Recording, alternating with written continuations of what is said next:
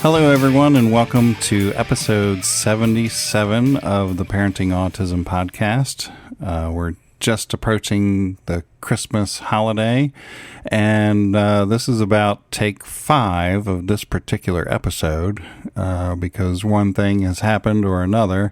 We've been trying to get back on the air, but finally here we are just days before Christmas, and we hope everyone is just having a joyous holiday season. And I'm joined today, of course, always with my wife, Sandy. Hi, Sandy. Hey, honey.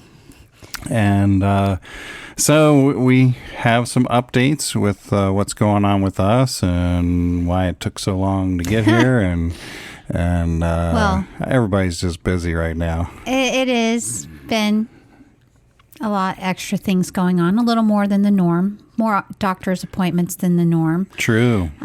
So that always adds some layers in addition to, a Christmas party and Christmas shopping, Christmas planning, a Thanksgiving holiday trip. And then we actually did a full podcast recording only to learn that my microphone was turned around backwards so that when we did not it was not meant to be onto the air. So it was kind of like we had a whole hour of conversation that we didn't share. So I felt unloaded, and as I told you, it's hard to be brilliant twice. So it was hard to go back and do it again. And I wasn't going to say the same things right over. So another week or so has passed since we did that.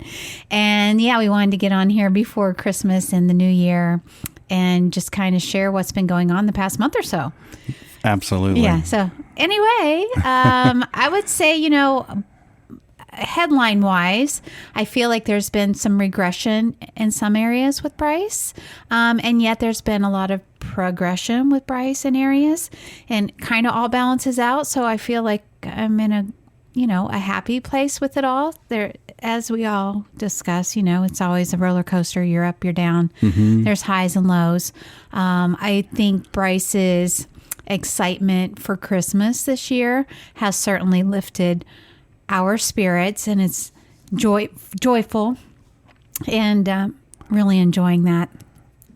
Yeah, real quick, talking about this holiday period here, we discovered this app last year, and it's a Santa app where he can call you and tell you how you're doing, and if you did something amazing, or if you're being put on the naughty list, or you could be put on the naughty list, or those types of things. And so Santa, he calls once in a while when Bryce maybe is having a troublesome day, and he also calls when Bryce is having a good day, and it has worked out beautifully with him calling, and Bryce just perks right up when Santa calls, and either telling him, hey, watch your P's and Q's, or hey, you did something amazing.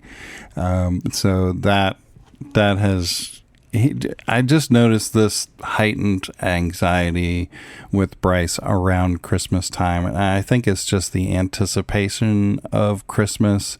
I remember going through this last year with him. And so having this app has been wonderful. And it's just the excitement for him. He wants it to be here already. Wants Christmas to be here already. Yeah, sure. Yeah. And, you mentioned that app, and it has... It's kind of fun for us, and it's sweet to watch him because he's so 100% invested in this, and he wants to do well. And that's Bryce's personality. And, ABA works very well with Bryce because he works very well with the reward system, and he has never responded well to disciplines and any type of Right, correct. Like, I Yeah. wouldn't say corrective because we do correct him. No, but it's like if he perceives it's harsh or if he perceives he's in trouble, he has a hard time with that because he doesn't want to be in trouble. Like, but some kids don't care. So honestly, he does care. He cares to the point where he'll do self-injurious behaviors if he perceives that he's in trouble. If he thinks he's in trouble, he'll hurt himself and punish himself because he thinks he's done something. So using the Santa app started to become like a balancing act because when Santa was calling saying, oh, you might be on the naughty list, Bryce's reaction, he didn't hurt himself, but as soon as he would hear the phone ring, he would get this look on his face and then he'd be like, I'm scared. Yeah. Oh, I'm scared, Santa. I'm scared. So then when I learned that the app also would call for good things, I'm like, oh, please, let's use it for good. Because I honestly didn't know the app and I didn't know it was for good I didn't and bad. really either, yeah. So once we discovered that, it can call and tell him when he's done something good. The first time he got a call because he had eaten all of his dinner. And that was one of the options that we could select. So Santa would tell him he did a great job eating all his food. So when the phone rang, of course, he was scared, but he didn't understand why Santa was calling because he wasn't doing something bad at that moment. And when I say bad, it's just not listening well. That's all. So I could tell he was like, oh, I'm scared. But then when Santa says, you did something amazing, you ate all your food, whole demeanor changed so much. And then he was jumping up and down for afterwards. Like 5 minutes. He was so excited and pacing and happy. And then he wants Santa to call again. So he's trying to do good things so Santa would call again. So we're like, well, we can't as with Santa's Bryce, busy. all things you have to balance. Yes, moderation. He can't call you all the time. Otherwise, Bryce would want him calling every 10 minutes to say, you did a great job. But it's worked out well. And it's not an everyday thing. It's an every now and again thing, but it's worked out really, really well. So then you ponied up and paid $2 to get rid of the commercials. And once we did that, we also saw that we could put things that Bryce likes. So now the last 2 times. Now Santa knows. Santa says, I believe that you like horsies because Bryce does the equine therapy. Yeah. And then yesterday was, I believe you like hot dogs. And Bryce was like, yes. He goes, is that right? Yes. Oh my gosh. It's so cute and so sweet. So it really has been enjoyable. And we've seen Santa at least a half a dozen times this year. I mean, unintentionally, really. We went to 2 were planned. Right, 2 were planned. The Bass Pro Shop and the mall that we do every year. And then 4 other times, like we just randomly ran into Santa. I know. So the last time we saw him was this past weekend. We had started a little tradition to go to our historic downtown where they light up the palm trees and you can run through them. It's really pretty. And they got the music playing. And we took Bryce and his little best friend, Michael. I can't talk. And so anyway, we took Michael again. And we kind of did the same routine, little tradition, except this time there was a Santa and Mrs. Claus there, which we completely were not expecting. So we walk over there and Michael still believes as well. And so they're both going up and Michael was telling Santa what he wanted. And then Santa asked Bryce, what do you want for Christmas? And Bryce's answer was, I want a wonderful Christmas. And instead of being like, aw, which I was like, aw, Santa was like, oh, okay. Like he totally didn't get that. So then he says, okay, well, you guys can pick a little present over here. And I'm going to finish this. So anyway, both the boys picked their little stuffed animal elf they got or whatever it was. And then Bryce says, I want to ask him another question. So Bryce gets his, I want to ask you and I want to tell you backwards. We're working on that. And so when he says, I want to ask you a question, I thought he might want to ask Santa a question. I said, okay, wait your turn. So he waited. And then when it was his turn, I said, what did you want to ask Santa? And Bryce just goes, I love you. He just wanted to tell him that he loved him, right? So again, Santa didn't know what to do. So Santa just goes, oh, all right, well, I'll see you in about 4 or 5 days, as he looks at Mrs. Claus and says, how many days is it till Christmas? Oh, my goodness. I said, it's Saturday. Well, Santa was tired. Okay, well, we'll go with that. Yeah. And so then Bryce's little friend says, is he real? So I was like, of course he's real. But it was really funny that that was all happening. We're like, okay. So Santa's seen a lot of kids, and he just must have been tired. Santa was very tired. Yeah. And he was slipping a little bit that night. More importantly, this year when we went up there to see the lights, is that we told the kids that there's no screens. So we told them no tablets, no iPads. They couldn't bring any screens on the ride, which it's a long ride. It's about 35, 40 minutes there and then 40 minutes back. And then, of course, we're up there. And so they were both okay with that. Yeah. They played with the windows in the car, and they talked, and it was a great time. And they did. And we were listening to the conversation because Bryce doesn't get a lot of conversation, and he's an only child, and so it was really sweet because you said to Michael, so what do you want to do after the lights? Because Michael was saying, what are we going to do?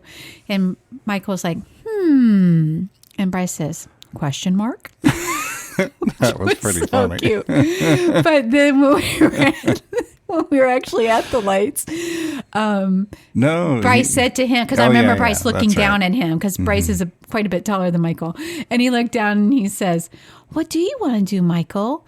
Do you want to play tag? Do you want to play hide and seek? Do you want to play chase? I mean, the fact that he was asking Michael what he wanted to do, and then giving him choices, and all these games that we've worked hard to teach him how to play with other kids. Now that we're talking, wasn't that awesome? I think that's the first time that Bryce has ever given suggestions. Yes. Yeah. Yeah, so it was huge. Yeah. And there were a couple other little kids that were there that came over and said, do you want to play?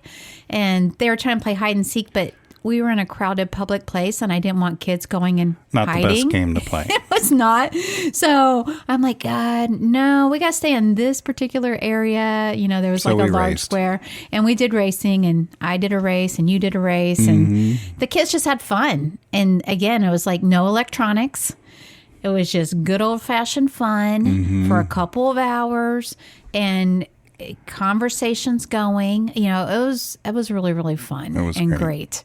And so, that's the part of the Christmas season that I enjoy a lot, is doing these kind of things. I like the little tradition things. I do. And there's one house that we stopped at to look at that had a lot of lights, and it played to music, and both of the boys really enjoyed that. They wanted to stay for the whole song. Yeah, and Michael remembered that we did that last year, but I think this year they were both more engaged in it both of them, than they were last year. So it's fun for us to kind of see the progression as well, with all of that. So yeah, we've had a lot of fun, and Christmas has been a part of it. And I would say, pointing out the things here, like with the progression and him having the conversations with Michael, we did go back to the autism doctor, the functional medicine doctor, or the mad scientist, as we kind of like to call him. And so we went back and kind of tweaked what we're giving Bryce for his supplements again. And it is a very interesting process for me. I kind of scratch my head. But okay, we're figuring this out. And we made some changes. I think what we went back with for the report primarily was we have the bowel movements more regular, which was a number one goal. And you had put on there that we have more language, which for him, that's a number one goal for the doctor. For us, and I think that's because across the board, most of his patients don't have a lot of language. And so he gets very excited about that. In Bryce's case, he already had a lot of language, but what we're hearing now is a lot of new language. And I think that's the key. We're hearing new words that we haven't heard him use before. And we're definitely hearing him express his love for us verbally. So much more than he ever has. We're getting a lot of I love yous.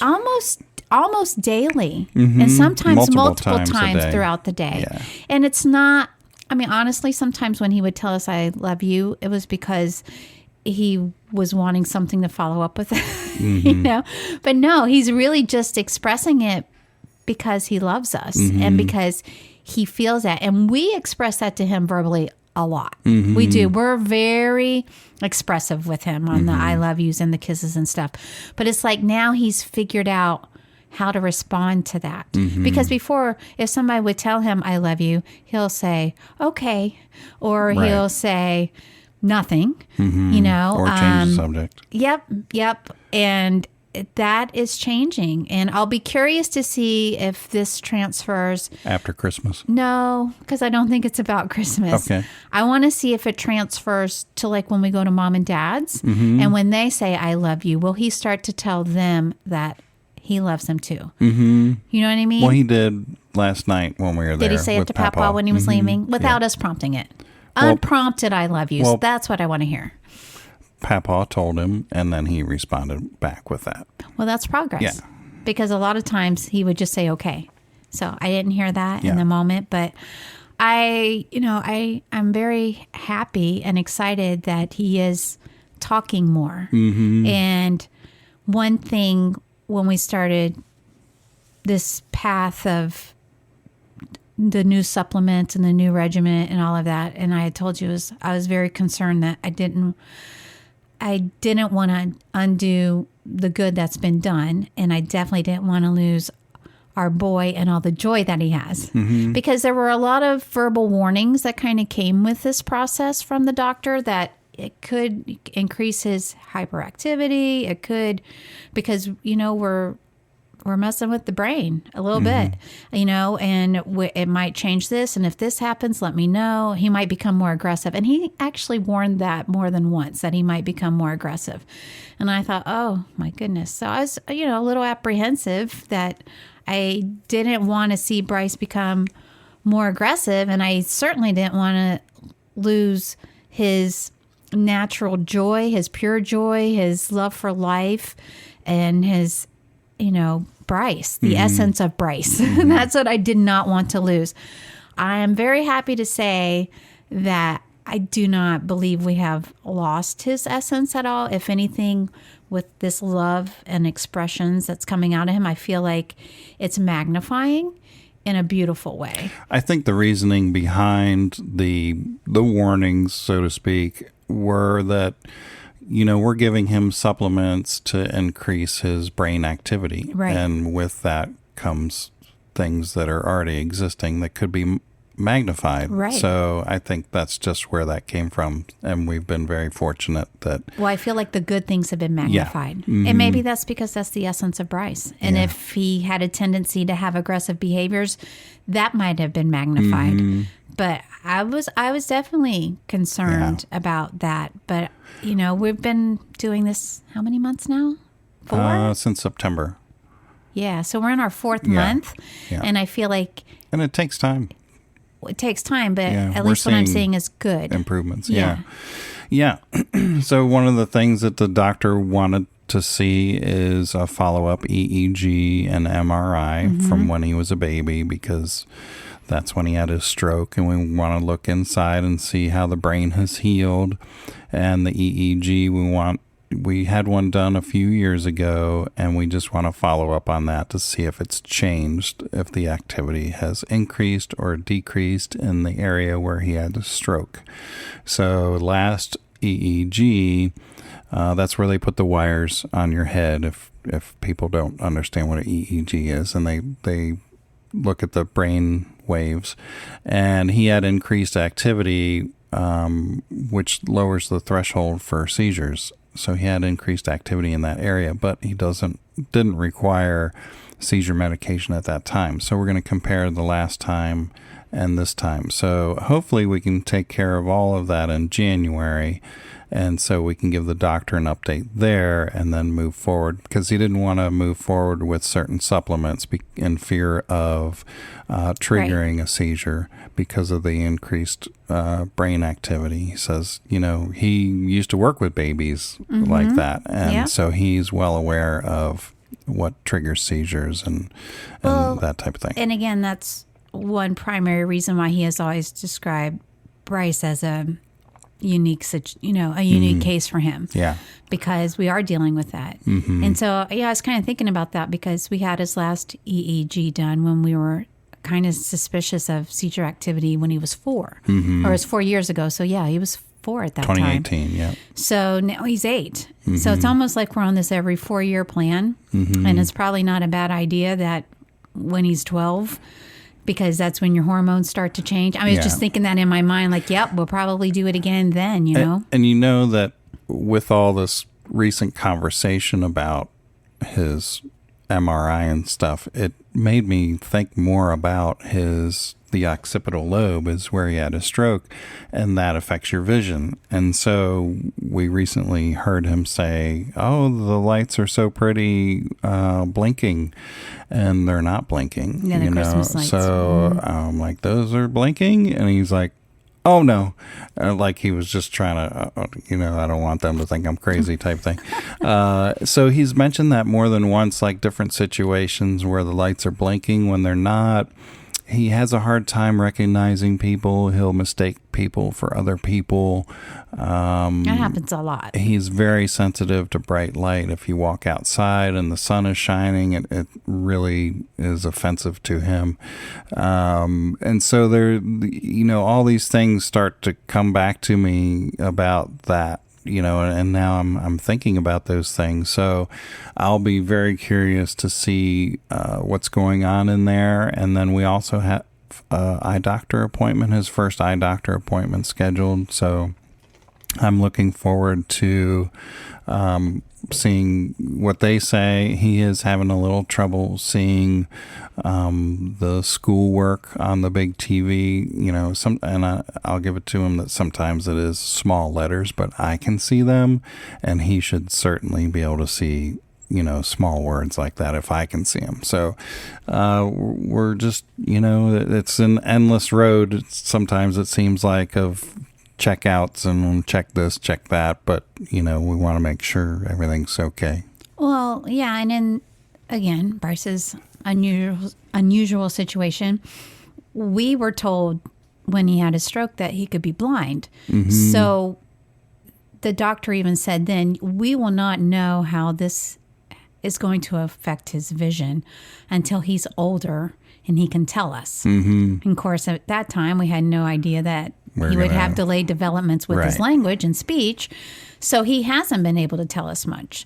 And as much as Bryce talks, he still has a lot of struggles with communication and really being able to explain things to us that to a point that we feel confident that what he's telling us is accurate. So, that's why we have to do more testing, because he can't tell us verbally where we're like, okay, that's right.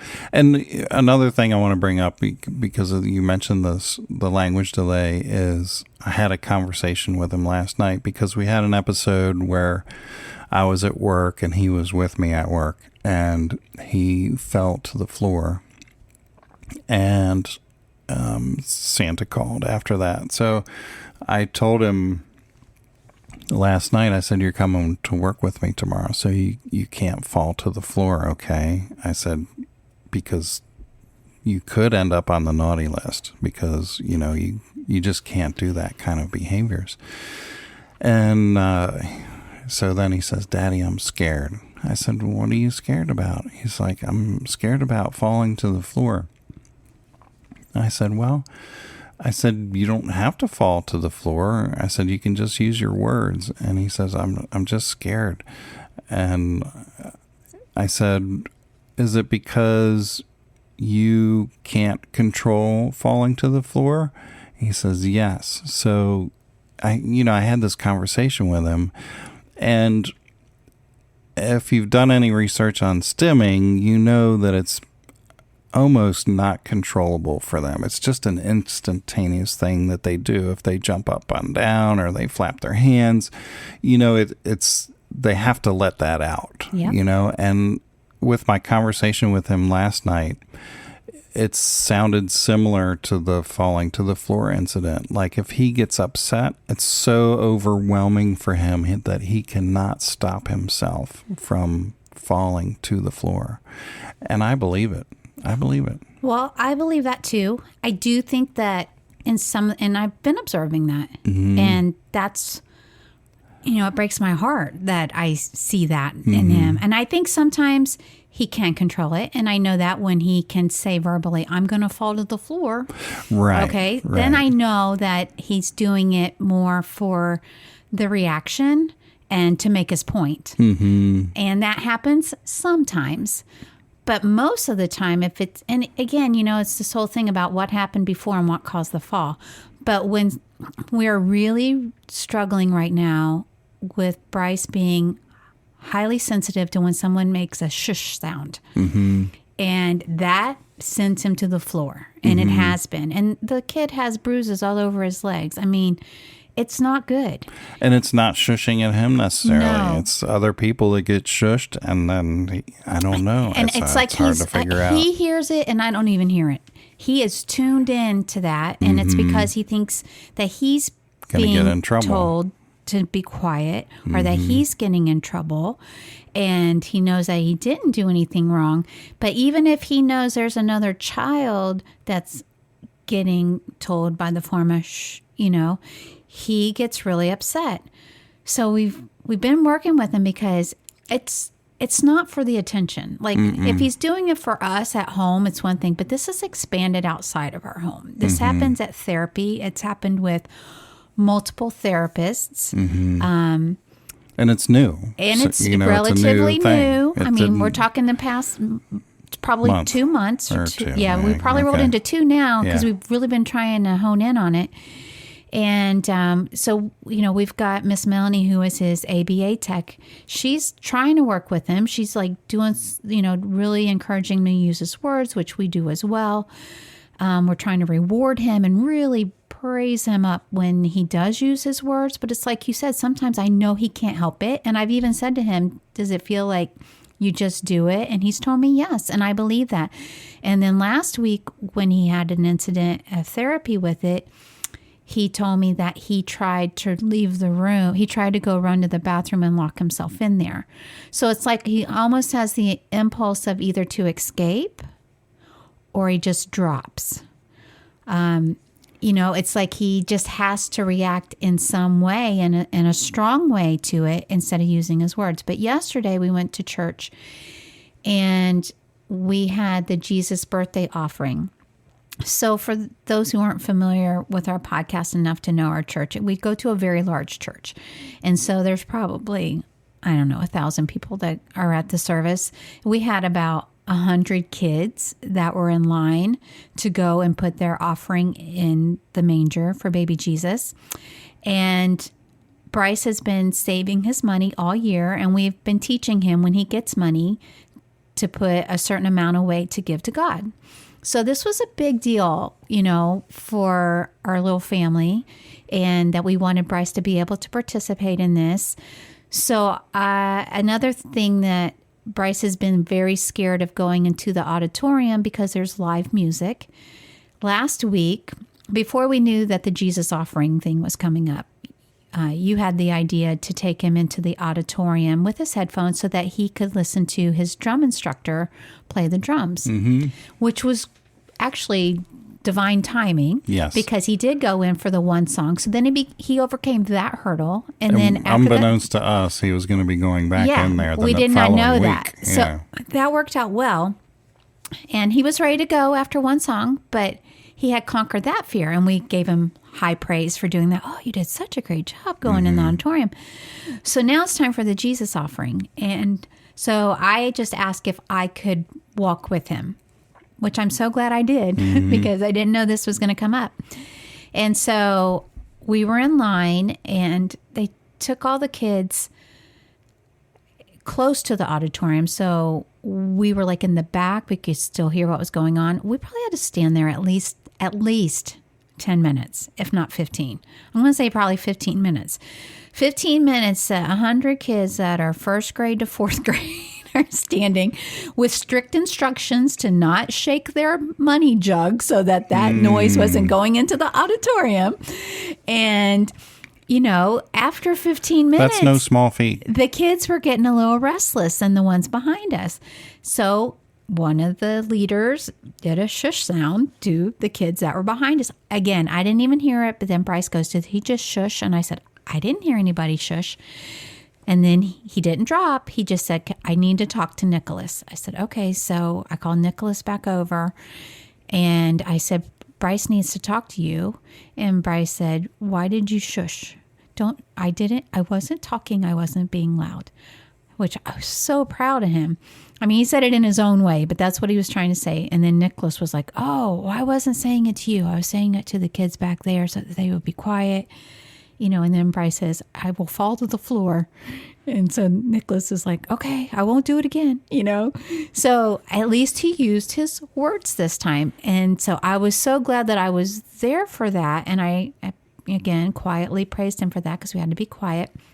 And then he did. He made it through.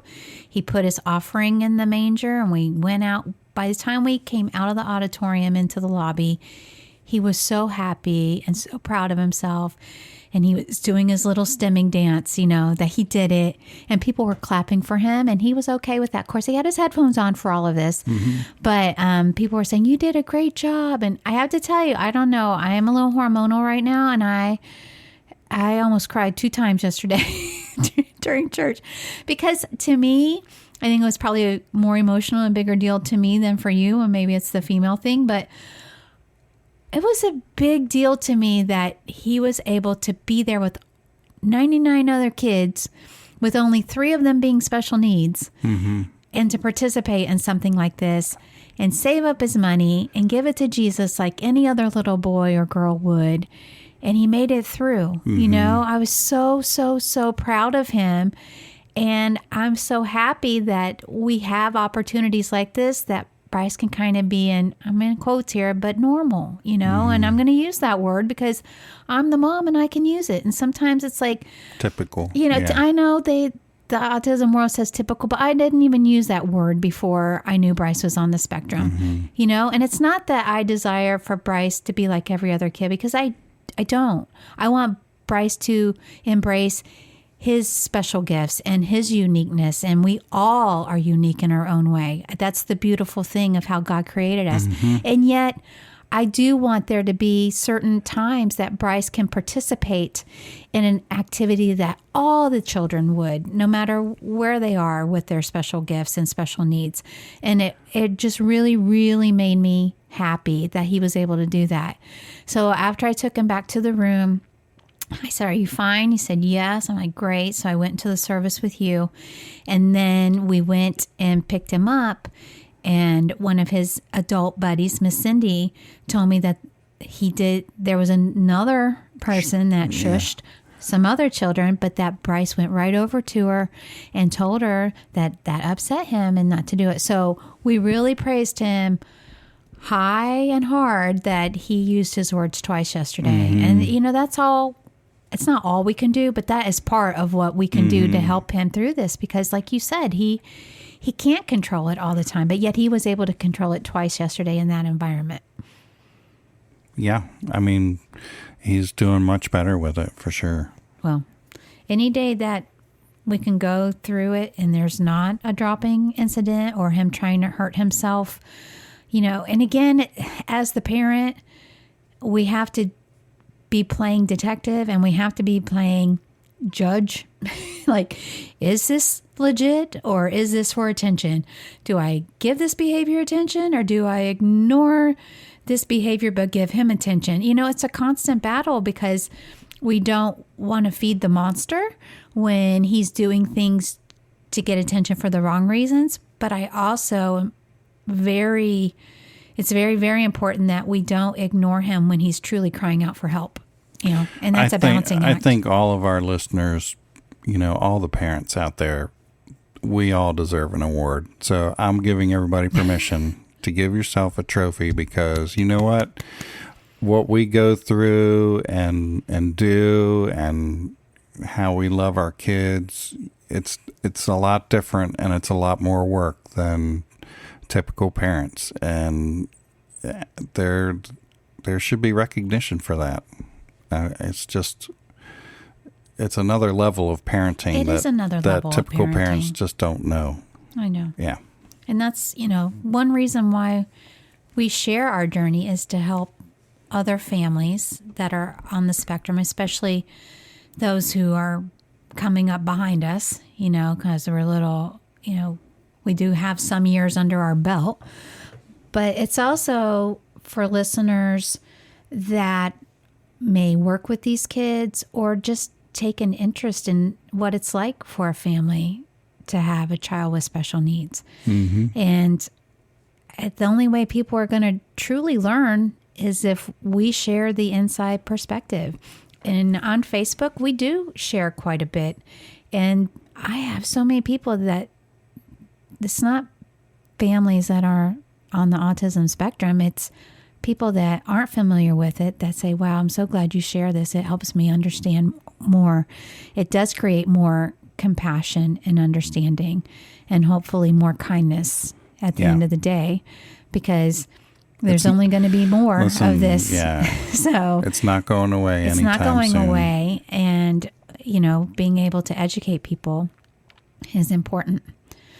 So that's kind of what's been going on in a nutshell. We did get a little escape. It seems like it's been a long time ago now, but Thanksgiving weekend, we were able to go away for a few days. Some friends had invited us to go up to the Blue Ridge, Georgia area, which was really nice. And we had talked on the prior podcast that you guys didn't get to hear because my microphone was messed up. But I think it's important to bring this back up. We were talking about how great it was for Bryce to get away and go on vacation. That's another place we saw Santa. It was another place we saw Santa. And Bryce said, he was there too. He's in Georgia. He teleported. Did he teleport? It was so cute. We saw Santa in Georgia too. Yeah. We had that week leading up to us leaving, we had quite a few of the falling incidents, and Bryce hurting himself again. And we went away, removing Bryce from the scene of the crime, getting him out of his normal routine and away from the therapies, away from our home, away from this environment. Took him, up to Georgia for a few days. He did fantastic. We had 0 incidents while we were gone with him. And our friends were like, wow, he's doing so great. I think a lot of parents can probably associate travel with improved language, improved behavior sometimes. It's just... I don't know. We've heard that before. We have heard that, but we've also heard it's a struggle, and we know it's a struggle that can be hard usually too. Getting to where you're going. I think that could be the struggle. But in any case, for Bryce, we find more language, and with that excitement, he's learning new things, he's learning new places, and so travel seems to be very good for him. It is, and then you had made the point it seems like he talks more or he learns more language. And more memories. And my point to you was, hearing you say that was, that makes sense to me because he's around different people. Mm-hmm. So now he's around 3 other people that he's hearing them talk, and he's hearing their words, and he's hearing their tones and their expressions. Because listen, Bryce, right? He lives in a bubble for the most part, and he lives with. He seems the same he works regular with people all the time, right? And they know how to talk to him, and they talk to him in a certain way, and they know which words to use, and they know what landmines to avoid most of the time. But in a positive way, when he's around other people, then he is exposed to new things, and I think travel does. The exposure during travel has obviously got great benefits for Bryce. So we do encourage it for families if they can. And again, I know every family is different, but I know for us, travel is a must for us. And so we do travel as much as we can. We're going to be planning a special trip for next year. I want to do that. At least one. That's what I told you. We're going away for the weekend to Tampa soon. So we are, but I guess, we're going to take him to some new places. So hopefully he'll have the aquarium, the zoo, some new words and language that he'll learn there. I'm sure he'll have fun. Yeah. Well, that I have no doubt. Yeah. He will definitely have fun. Are you want to wrap it up? I'm sensing it. No. Oh, okay. No, I'm all right. Sorry, people. I'm over here. I'm the co-host. I'm listening to you, and well, I mentioned earlier I'm hormonal. Maybe I'm misreading cues. I'll switch to peas. It can happen. What? He said Q's. Oh, he'll switch Oh, to P's. it's all I good. didn't get that. I am looking at my notes here. Again, my apologies if I'm off a little bit. You've had a long day. I've had a very long day. But yeah, we sat down to do this. We did. This is on a work night, people. So Yeah. a work night when I had a super long day. But if we don't make it happen now, it won't happen. I think we did want to share that Bryce had the experience of a shop with a cop. Did you want to share that? Sure. I mean, since you brought it up, yeah, absolutely. Yeah, go ahead. There Because you was, kind of arranged all that. There was a opportunity here locally for special needs kids to shop with a cop, and we entered wasn't really a contest, but we submitted the application to do it, and Bryce was one of the kids that was selected. And we went to the local Walmart, and they had half the police force there, I think. It was a great turnout. And so they matched each child up with a police officer. And we scoped out the Walmart the day before, just so Bryce would have an easier time navigating and figuring out what he would like to get. So we were paired up with Officer Bentley, very nice police officer, and I think it was a good opportunity for the police to get to know other special needs kids, you know, whether they have Downs or autism or what have you, and for the kids to get to know police officers, to understand that they are out there, they're protecting us, they're out there, you know, to do good things. And so we went in, and Bryce picked out a Hot Wheels racetrack that he wanted With an elevator. And then The selling point.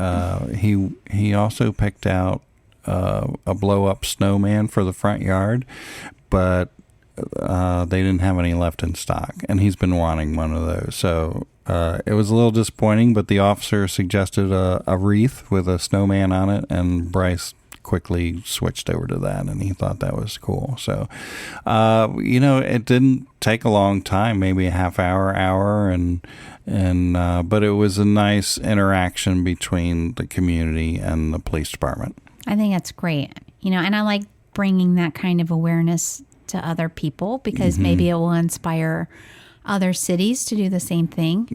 And I hope it also inspires the parents to look for these type of opportunities for your children, because I would have completely missed that, because I don't go into the social media networks like you do. So that's your area, I should say. Yeah. And it's proven to be great in many ways. I just don't have the time or the desire to do all of that. Yeah. But you find these things that are great opportunities for our child, and I'm grateful for that. And, you know, but you put the work in to do it. So, you know, I hope it does encourage and inspire other parents to just see what is out there, or bring that to the attention of your police department, you know, in your town, or make things happen. You know, someone had to start it somewhere. So I think those are just great things. There's so much negativity in the world, and so much negative news, which is a big reason why I don't read much. But I like bringing positive stuff to light. And one thing that people may not realize is, you know, here in the United States, you could probably walk down or drive down to your local fire department, and they are usually happy to show the kids around the fire department and the fire engines and all that stuff if they're not busy doing something. And we've done that on a couple of occasions, and they've been very accommodating. And one of the more exciting ones was at the airport, where they had the big, humongous foam truck. You know, if a plane catches on fire, they drive this big, humongous vehicle out there, and they spray the airplane with foam. And our fire department at the small airport here happened to be located outside the airport, so it wasn't like, it was kind of on the airport grounds, but still accessible to us. So Right, from the regular road. Yeah, from the regular road. So we were just going up there to watch planes, I think, and we stumbled across the fire department, and they were just so happy to see us and show us around. It was great. Yeah, it's just finding those experiences, you know, and for us, anytime we can get Bryce engaged in something other than electronics is like a win. Well, it's a great opportunity for us to find out what else he's interested in, you know, and by exposing him to so many different things, we've learned a lot about him, and he learned a lot about what he likes and what he doesn't like. That is very true.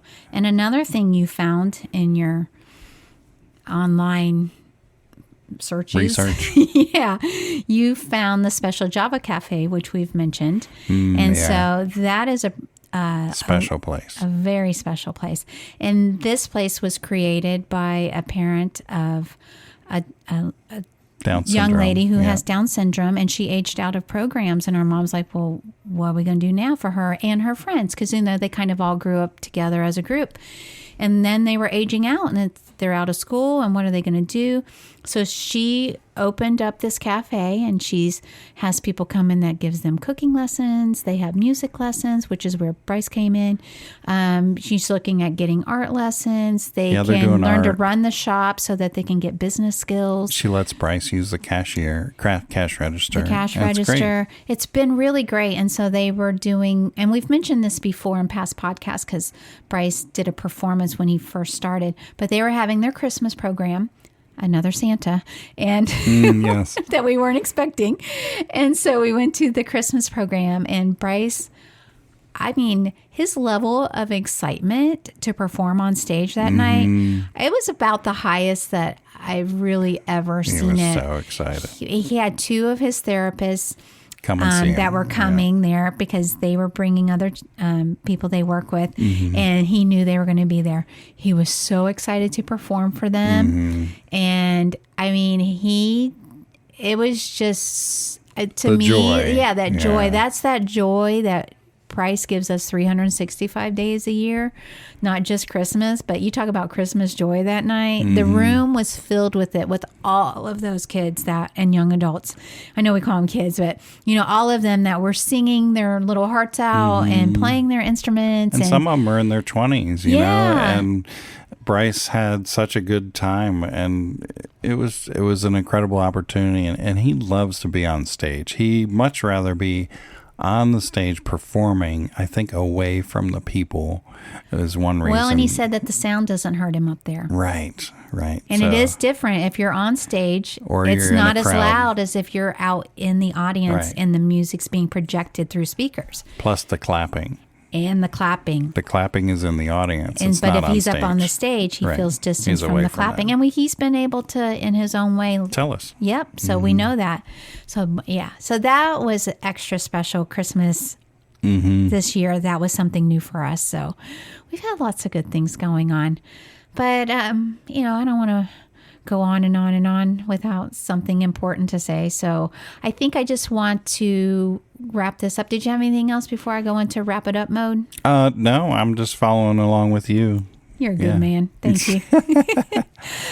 So I just want to talk about briefly, but in an important way, the Christmas season and the joy and the hope and the love that comes with the Christmas season. And I think the whole world, no matter what your religious beliefs are, or, you know, where you go to church, or if you don't go to church, I think everybody in this world craves to have hope and to have love and to have joy.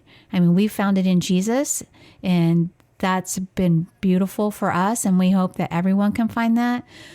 But I just think this Christmas season, you know, it flies so fast. Here we are on the 20th. I can't believe it's 5 days away. And I'm a little sad about that because I feel like I wish I could soak this up like every day, you know, and just be able to love on people. And I do like the idea of being able to take this Christmas joy and this Christmas hope and the love that we feel at Christmas, where we want to give to people. And I really want to carry that through the whole year next year as much as we can, and not let it end on the 26th. You know what I mean? And we are making some pretty significant changes here. The Lord laid it on our hearts to close out our photography business, which is a big deal because it was something that God gave me in 2003 to start in 2004. So it's been, almost 20 years that I've had this calling, and we've done so much with it. And God has used that business and the people that we've met and those relationships in so many ways. But he's gradually showed us, nope, close this part of it, close that part of it. And now we've received the affirmation. We have to close this door to go through the new door that he's opening for us. And we know that he is calling us now to give more of our time and our energy and our creativity and all of our gifts that he's given us to dedicate to the autism community and to other families that parent special needs. And so you're going to be seeing some things coming out of the Coulter house. I don't want to say what or exactly what, because we don't know things we're working on and we don't know, but we do know we have this calling. So we are officially closing one business to open another business so that we can give more to our autism community and more to the world, just based on our journey and our story. And we know that God wants to use it in bigger ways than this podcast and bigger ways than we even can know at this time. But we're excited about it. And we're going to walk into this year with faith and joy and excitement to see what all he's going to do through us and how he's going to use us. And we hope and pray that each of you will have a beautiful, blessed Christmas, that you will just feel that love from your families, love on your children, love on each other.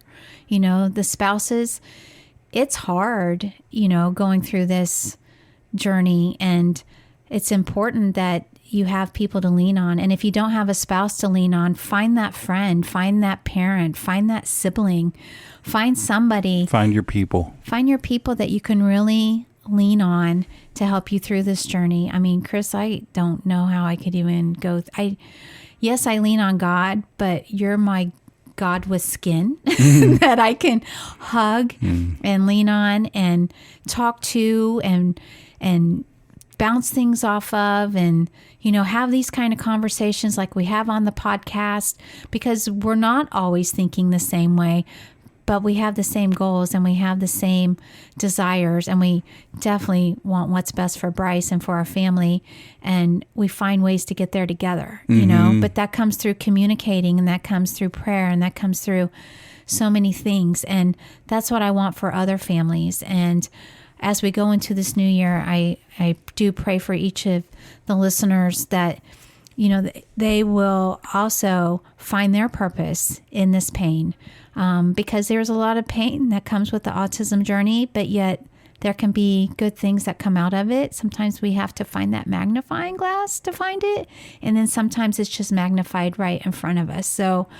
those are the things that I want to put out there that I know will be important as we go into this new year, and we'll do everything that we can to help bring to light all the beauty that comes with having a child on the autism spectrum. And if you don't have a home church or you're interested, you can find our church online. It's www.christfellowship.church. And you can watch online. So if you have a computer or on Facebook, I think they also broadcast live on Facebook. And you can watch it live from the website also. So if you can't get to a Christmas service for whatever reason, you can watch online. Yeah, and we have put that out before. I didn't know they changed the website, but that's great. We know that it's very difficult to go to a church service with a child who has special needs. And if our church did not have the buddy program in place and people in that program that we have learned to trust, we would be viewing online still. So we understand that's difficult, and praise God that there is an option to be able to watch it online, because, there's nothing like being there in person, but at least you're getting something. And we just want to put that out there as well. So, okie dokie. That's a wrap for 77. And I would say the last podcast for the year. Let's just call that and take that off our plate. Yes, we'll be back in 2022, refreshed, renewed, and we'll see what's going to happen. We're excited. We'll see. Only the Lord knows. Only the Lord knows. We're just waiting to see. We're excited to see his plan. We really are. Until then, everybody have a happy new year and a very Merry Christmas, and we'll catch you on the flip side. Bye. Bye.